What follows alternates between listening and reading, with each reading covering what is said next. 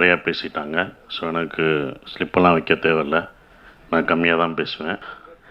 So வந்திருக்க அனைவருக்கும் என்னுடைய நன்றியை தெரிவிச்சுக்கிறேன். செல்வமணி சார் எல்லாருக்கும் என்னோட நன்றியை தெரிவிச்சுக்கிறேன். ராஜவம்சம் இந்த படம் வந்து கூட்டு குடும்பத்தை பற்றி சொல்கிற ஒரு படம். ஸோ அதை நம்ம ரொம்ப இழந்துட்டோம். கூட்டு குடும்பம்ன்ற ஒரு விஷயத்தை நம்ம இழந்த ஒரு விஷயம். அது நம்ம குடும்பமாக பார்க்கும்போது எல்லாருக்கும் இந்த படம் பிடிக்கும். எனக்கு வந்து சிவா, என்னோட நண்பர் சிவகுமார் தான் இந்த கதைட்ட கேளுங்கன்னு சொன்னார், கேட்டோம். அதுக்கப்புறம் ப்ரொடியூசர் ராஜா சாரை மீட் பண்ண வச்சார், பேசணும். பேசும்போது சொல்லும்போது அவர் ஆர்டிஸ்ட்டாக ஒரு லிஸ்ட்டு கொடுத்தாரு. 40 பேர் கதை கேட்டோன்னே எனக்கு பயமாக இருந்தது. 40 பேர் புதுசாகவே போயிடுவோமா, அதான் நல்லாயிருக்கும், டேட்ஸ் பிரச்சனை இருக்காது, பட்ஜெட் கம்மியாகும் அப்படின்ற ஒரு விஷயத்தில் இருந்தேன். ப்ரொடியூசர்ட்டையும் அதுதான் நான் முதல் ராஜா சார்கிட்ட கேட்டது. சார், இது 40 பேர் எழுதியிருக்க லிஸ்ட்டில் இவ்வளோ பேர் போட்டோம்னா நம்ம பட்ஜெட்டும் ஜாஸ்தியாகும், டைம் டிலே ஆகும் சார், எல்லாமே புதுசு போயிடலாமான்னு கேட்டோம். அவர் சொன்னார், இல்லை சார், இந்த ஆர்டிஸ்ட்டு தான் போடணும் அப்படின்னு ப்ரொடியூசர் சொன்னார். ஸோ அதுக்கு நான் நன்றியை தெரிச்சு. அவர் அவ்வளோ கான்ஃபிடெண்ட்டாக இருந்தார் இந்த கதை மேலே. ஃபஸ்ட்டு அவ்வளோ கான்ஃபிடெண்ட்டாக வந்தார் ராஜா சார். சொல்லும்போது 2 பேரும் பேசிகிட்டு இருக்கும்போது தான் தெரிஞ்சேன், சார் நான் வந்து கூட்டு குடும்பத்துலேருந்து தான் சார் வந்தேன், கிராமத்தில் அப்படின்னு நான் சொல்லிட்டு இருந்தேன். அவரும் சொன்னார், அவரும் கூட்டு குடும்பத்திலேருந்து தான் வந்திருக்காரு. அவரோட ஃபேமிலியும் பெரிய ஜாயிண்ட் ஃபேமிலி தான். ஸோ இந்த படம் பார்க்கும்போது நீங்கள் அவ்வளோ என்டர்டெயின்மெண்ட்டாக இருக்கும், ஃபீல் குட். அது என்னென்னா எல்லாத்தையும் மறந்து போய் ஒரு படம் பார்த்துட்டு வருவீங்களா, அப்படி இந்த படம் இருக்கும். ஸோ இந்த படத்தில் வந்து நான் சீனியர் ஆர்டிஸ்டோட நடித்தது வந்து ரொம்ப சந்தோஷமாக இருந்தது. ராதாரவி சார், விஜயகுமார் சார், எல்லாரோடையும், தம்பி ராமையான எல்லாரோடையும் நடித்தது வந்து ரொம்ப. ராஜ் கபூர் சார், நான் ராதாரவி சார், ராஜ் கபூர் சார்லாம் ஒரு வில்லனாகவே பார்த்து வந்துட்டேன். நான் அவர்கிட்ட, ராஜ் கபூர் சார்ட்டே நான் சொல்லியிருக்கேன் நேரில், அவ்வளோ தங்கமான ஒரு நல்லவர். நான் அவரை சினிமாவில் பார்த்து வில்லனாகவே பார்த்துட்டோம். கிடாரி படத்துக்கு ராஜ் கபூர் சார்னு சொல்லி, அவரெல்லாம் போட்டோம்னா அடம் பிடிப்பாருப்பா, வேணாம்ப்பா, அவர் வச்செல்லாம் நம்ம பண்ண முடியாது அப்படின்னு நினச்சேன். இந்த படம் பண்ணும்போது தான் சொன்னேன், சார் கிடாரியில் ஒரு கேரக்டர் சொன்னால் ப்ளஸ் சார் டைரக்டர் நான் தான் வேணான்னு சொன்னேன், ராஜ் கபூர் சாரை வச்சு போக முடியாதுன்னு நினச்சேன். சிலர் அந்த ஸ்க்ரீனில் பார்த்தே அப்படியே நமக்கு தெரியும். அப்படி தெரிஞ்ச ஒரு அவரோட பழகும்போது அவ்வளோ இனிமையாக இருந்தது. இது குடும்பமாக எல்லாமே.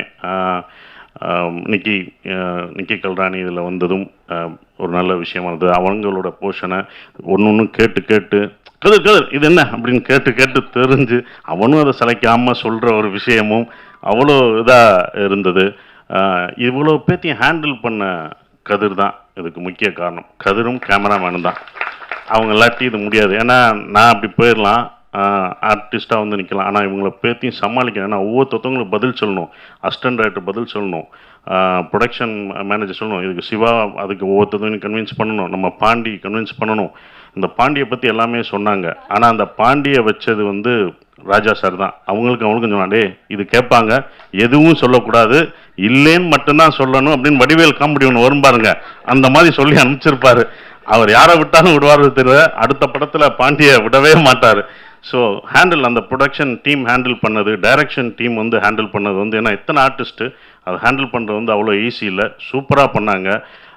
Rekha madam, Nirosha madam, first வந்து டீம் ஃபார்ம் ஆகும்போது தான் ரொம்ப கஷ்டமாக இருந்தது. ஒரு கூட்டு குடும்பத்தில் எப்படி ஒரு சின்ன பிரச்சனைகள் இருக்கும், அதெல்லாம் சமாளித்து போடணுன்றபோது 2 நாள் 3 நாள் இவங்களை சேர்க்குறக்குள்ளேயும் ஒரு கஷ்டம்தான், ரொம்ப கஷ்டமாக இருந்தது கொஞ்சம். அப்படின்னு கதிர், என்ன சார் கதிர் அசரவே அசராத, குடும்பத்தை சேர்க்குற மாதிரி தான், கடைசி சேர்த்துருவோம் வா உடா, நீ படத்தில் கண்ணன் என் பேரை வச்சிருக்க மாதிரி தான் நிஜத்தில் நீயா இருக்கணும், நான் வந்து படத்தில் தான், நீ நிஜத்தில் நீ இது சிரிடா, சிரிச்சனா அதான் வாங்கடா அப்படின்னு அவனுக்கும் அட்வைஸ் சொல்லுவேன்.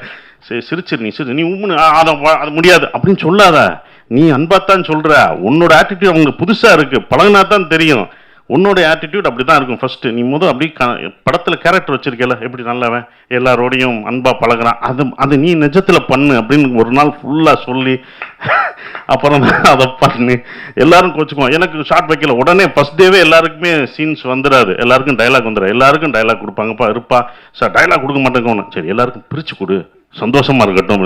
சரி சில பேசுகிறவங்க பேசட்டும், அதான் சாப்பு இருக்காப்புல, இல்லை கட் பண்ணுற இடத்துல கட் பண்ணிடுவாப்புல, விட்டுரு அப்படின்னு சொல்லி முடியும் போதெல்லாம், இதுலாம் நம்ம சாம்சார்லாம் கடைசி முடிக்கும் போது அடிப்பாப்புல, முடிஞ்சிடும் அது எண்டு டைலாக் சாம்பு தான் அடிப்பாப்புல. நான் சொன்னேன், சாம் சாம்ஸ் நீ வந்து கடைசி பேசாத, கடைசி பேசினா தூக்கிடுவாங்க, ஊடால பேசப்பாரு அப்படின்னு வேற சொல்லிட்டு வருவோம். ஸோ சதீஷை கண்ட்ரோல் பண்ணுறது அவ்வளோ டபுள் மீனிங் அப்பப்போ இது குடும்ப படமையா டபுள் மீனிங் பேசாத, நீ எதுக்கு நீயா கொடுக்காத டைமில் டபுள் மீனிங் வேற ஊடால பேசுவாப்புல, டபுள் மீனிங்லாம் பேசாத, ஸ்ட்ரைட் சில சமயம் ஸ்ட்ரைட் மீனிங்காக பேசுவாப்புல.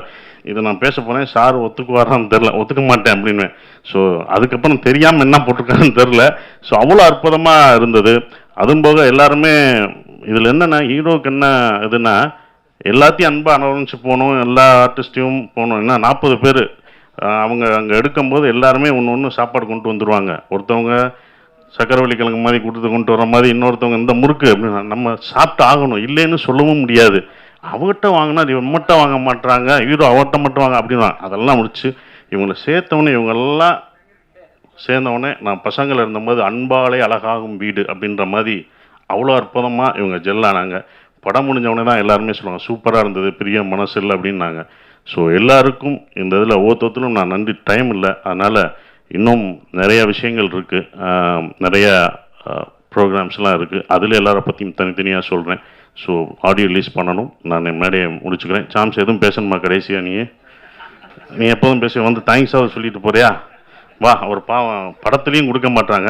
அப்புறம் எல்லாரும் செல்வமணி சார் எல்லாமே சொன்னாங்க நான் நல்லா இருக்கேன் அந்த படத்தில் அப்படின்னு. அது காரணம் சித்தார்த்து தான். சித்தார்த் இல்லாட்டி இந்த படம் உண்மையிலே இல்லை. இவ்வளோ பிரம்மாண்டமாக இவ்வளோ ஹெல்ப்ஃபுல்லாக பண்ணது சித்தார்த்தோட உழைப்பு நான் பார்த்துருக்கேன். எந்த இடத்துல காம்பேக்டாக எடுக்கணும், எந்த இடத்துல ஒயிட்டாக எடுக்கணுன்றதை வச்சு எல்லாமே பளிச்சுன்னு, நான் மட்டும் இல்லை எல்லாருமே அழகாக இருக்காங்க, சூப்பராக இருக்காங்க. அவ்வளோ உண்மையாக இருந்தது, எல்லாருமே ரொம்ப அற்புதமாக இருந்தது. இந்த படத்தை எடுத்த ராஜா சாருக்கு மறுபடியும் என்னுடைய நன்றியை தெரிவிச்சுங்க. சாதாரண விஷயம் இல்லை, ஒரு குடும்பமாக தான் சினிமாக்குள்ளேயும் அதாவது டீமுக்குள்ளேயும் இருக்கும், ஒரு சிறு சிறு சலசலப்பும் ஒரு மனஸ்தாபங்களும் இருக்கும். அதெல்லாம் மறந்து தான் நம்ம படத்தை கொண்டு வரணும். அந்த விஷயங்கள்லாம் நம்ம மறந்துடணும், நம்ம ஈகோ விட்டணும், எல்லாமே விட்டணும், எல்லாம் ஒற்றுமையாக சேர்ந்தால் அந்த படத்தை ரிலீஸ் பண்ணுறது தான் ரொம்ப கஷ்டமாக இருக்குது. இப்போ படம் பண்ணுறது கூட இவங்களை வச்சு நாங்கள் எடுத்துட்டோம். ஆனால் அந்த படத்தை ரிலீஸ் பண்ணுறதுக்கு எல்லா படங்களும், என்னுடைய படங்கள் மட்டும் இல்லை, எல்லா படமும் ஒவ்வொரு படமும் ரிலீஸ் பண்ணுறது தான் இப்போ ரொம்ப டஃப்பாக இருக்குது. ஸோ அந்த எல்லாத்தையும் மறந்து ஒற்றுமை அன்றைக்கி இருந்தோம் பார்த்தீங்களா, இதுதான் குடும்பம், உண்மையான குடும்பம். ப்ரொடியூசர், நான், டைரக்டர், இந்த 3 பேரும் ஒற்றுமையாக குடும்பமாக இருந்தால் தான் இந்த குடும்பத்தை இழுத்து செல்ல முடியும். 40 என்ன 400 பேர்த்தையும் இழுத்துட்டு போகலாம். ப்ரொடியூசரும் டைரக்டரும் ஹீரோவும் இவங்க சேர்ந்தால் 40 பேர் மட்டும் இல்லை, 1000 பேரை இழுத்துட்டு போகலாம். அந்த ஒற்றுமையோடு இது செயல்படுவோம் என்று சொல்கிறேன். எல்லாருக்கும் என் நன்றியை தெரிவிச்சுக்கிறேன். நன்றி. சாம் பார்த்தீங்களா, இவ்வளோ பேரில் அவரை மறந்துட்டேன் ஓரமாக இருக்கனால. சாம் அவரோட நான் ஃபஸ்ட் டைம் பண்ணுறேன், ரொம்ப அற்புதமாக பண்ணியிருக்காரு. அந்த ஆர்ஆர் எனக்கு ரொம்ப பிடிச்சிருந்தது, அவரோட அந்த ட்ரெய்லரில் ரொம்ப பிடிச்சிருந்தது, படத்துலேயும் பிடிச்சிருந்தது. சூப்பர் சாம். என்னுடைய தம்பி ரொம்ப அற்புதமாக பண்ணியிருக்காரு. ஸோ அடுத்த படத்துலேயும் நான் இவரை தான் கேட்டுட்ருக்கேன், சிவாட்டை விட்டு கேட்க சொல்லியிருக்கேன். ஸோ அடுத்த படத்தையும் அவரோட நான் ஒர்க் பண்ண ஆவலாக இருக்கேன். ரொம்ப தேங்க்யூ, சூப்பராக பண்ணிட்டேன். பாட்டும் சரி, ஒரு பாட்டு மானே ஒன்றை தானே அவர் ஒத்துக்கவே இல்லை. அந்த பாட்டை நான் ஏற்கனவே இருந்த பாட்டு தான், அத்தகுடி இளையராஜாவும் வடிவேலும் எழுதின பாட்டு. இல்லை சார், நான் ஒன்று எடுத்து